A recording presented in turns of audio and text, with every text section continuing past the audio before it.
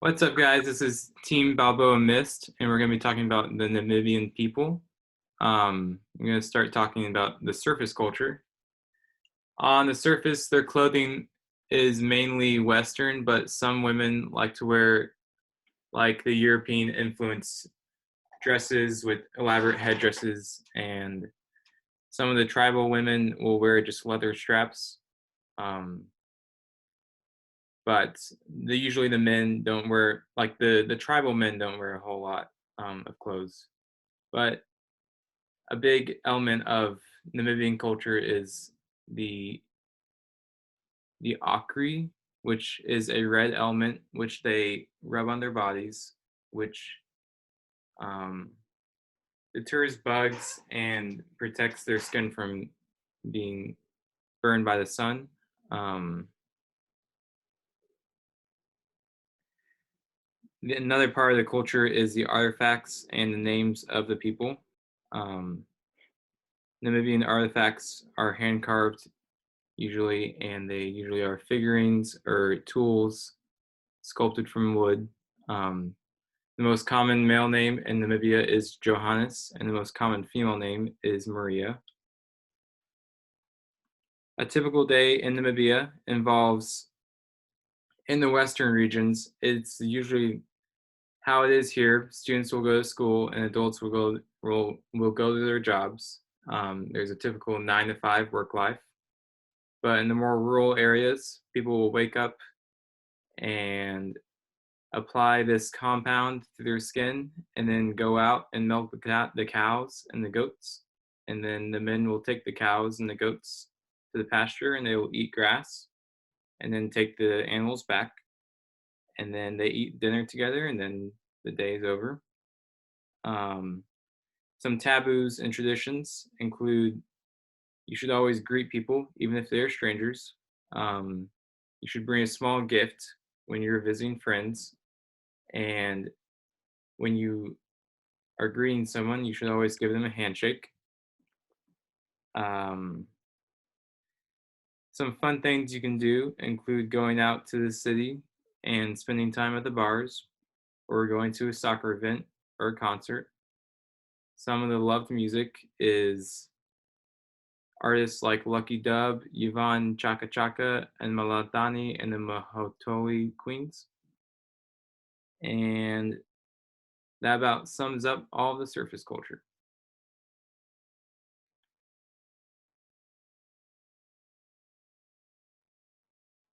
Okay, so as far as belief system goes, their common beliefs the government is neutral, meaning they don't lean toward any particular religion.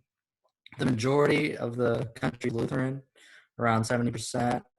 Um, about 10% of the country is Roman Catholic. About 5% of the country beliefs include Islam, Hinduism, Buddhism, and etc. Most of these people in this category are descendants of immigrants. And then on top of those common beliefs, there are also different tribal systems that they believe. So the San people, which make up about 3% of the population, and they were actually the earliest hunter-gatherers in southern Africa. And they have an oral history that's pretty extensive. And their big thing was rock art. You can see below here, this is called the Linton panel, taken in 1917. And it's actually the most well-preserved piece of rock art that we have.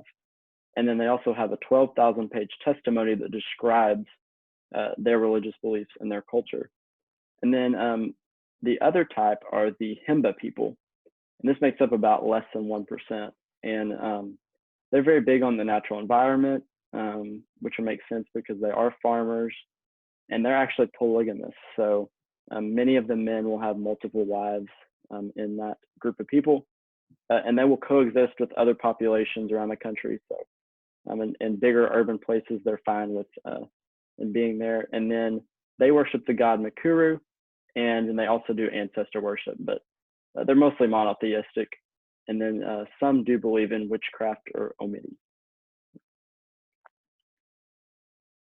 So, kind of going into more of what the religious aspects are, I know we talked about kind of the breakup of this, of the Lutheran, Christian, Roman Catholic, traditional beliefs and other religions. And so this is just more examples of like specifically what they're going to believe in. But also there are some pictures on the right side of a woman in more of a tribal aspect, and then what a group of Lutheran Christians might look like, and then also Roman Catholic official there.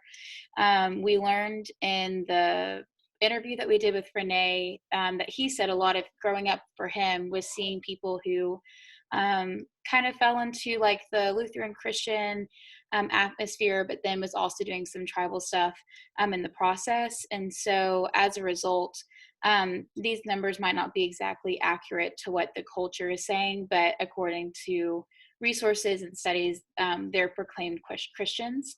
And so really, I think there's such an emphasis on the diversity of the religions, but still how the majority of them are going to claim to be the same type of Christian that we are here. And yet we'll continue to do some of their more traditional tribal stuff. And one aspect of that that's really big is weddings. And that's on the next slide, I think.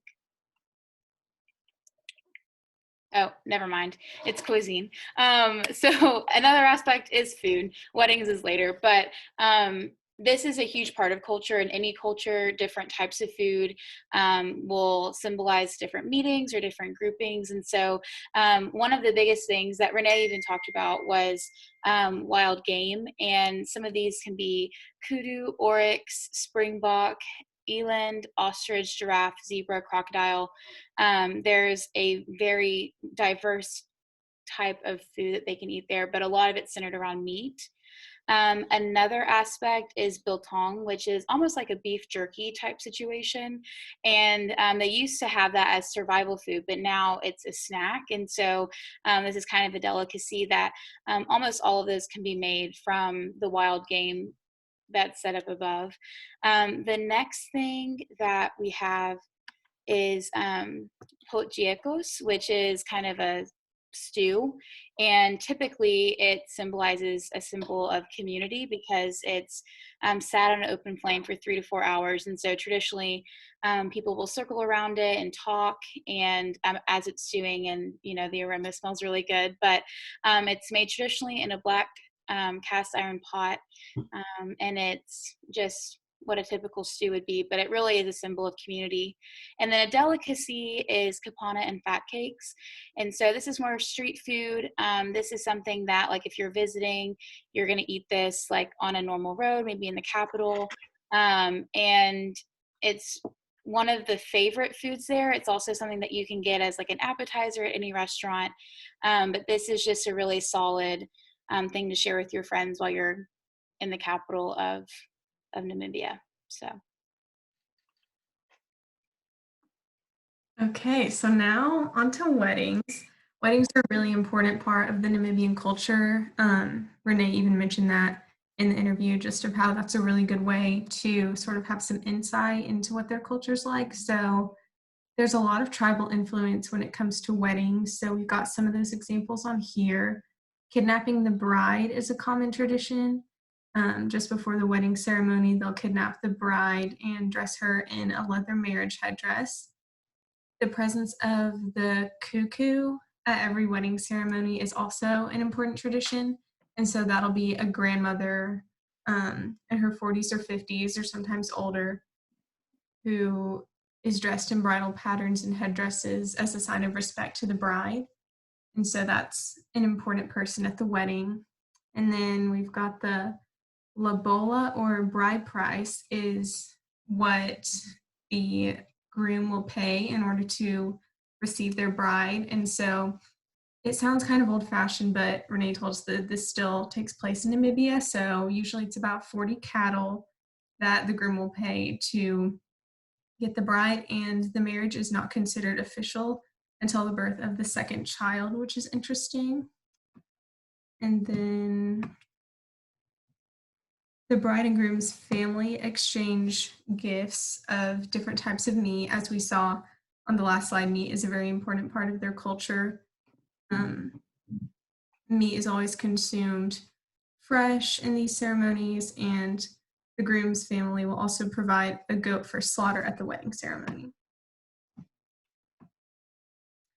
And then to kind of conclude the Namibian attitude in terms of how they feel about their culture and their nation, they definitely have a big emphasis on respect, family rituals, and greetings. So they're very respectful and very focused on community. They express interest in permanently settling in other countries. They prefer the safety of their homeland and have a strong national identity and enjoy a well-supplied retail sector. So it's doing pretty well as a nation, but like Zimi talked about, there are a lot of different cultural and national influences within the nation. So people will be Namibian and English or German and different things like that. So yeah.